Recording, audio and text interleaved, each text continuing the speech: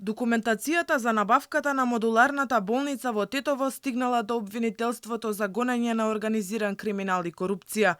Документите допрва ќе се анализираат, па ќе се знае дали ќе бидат повикани сведоци и дали некој кривично ќе одговара, вели шефицата на обвинителството Вилма Русковска. Обвинителството за гонење организиран криминал и корупција е надлежно само во делот на јавната набавка. И само тоа ќе се проверува дали се испочитувани процедурите.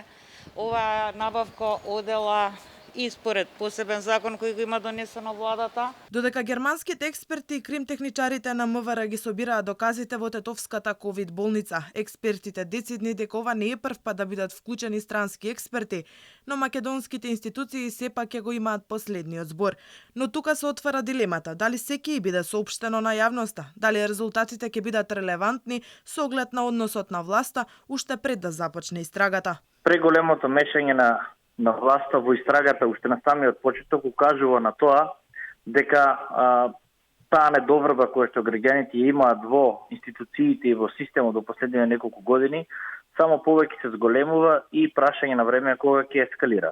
Учеството на германските истражувачи во истрагата за несреќата во Тетовската модуларна болница, ако е замислено да даде одреден кредибилитет и легитимитет на самата истрага, тоа е во ред, но сепак германските истражители се кај нас дојдени само да асистираат, да помагаат при истрагата, а завршниот збор секој да го имаат македонските органи. Истрагата, вели Нацев, не треба да почне од првата искра во пожарот и да заврши со настанатата штета, туку напротив да ни покаже каква била постапката со тендерите, како се спроведувал техничкиот прием, од какви материјали се направени и тоа дали се запазиле минималните безбедносни стандарди.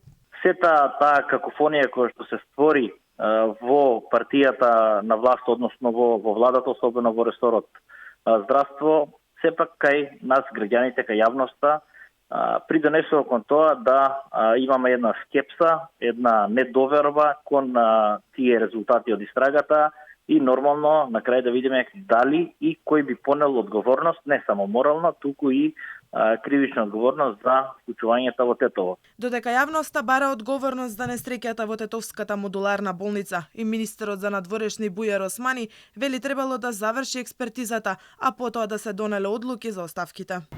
Мислам дека одлуката дали ќе има оставка, дали ќе се прифати оставката во една ваква тешка трагедија, мора да ја има и објективната експертиза, иначе секогаш ќе остане само прашање на политика и политиканство. А мислам дека тоа не смееме да го дозволиме заради тоа што поуката што треба да ја извлечеме од оваа одлука треба да ни послужи за годините пред нас.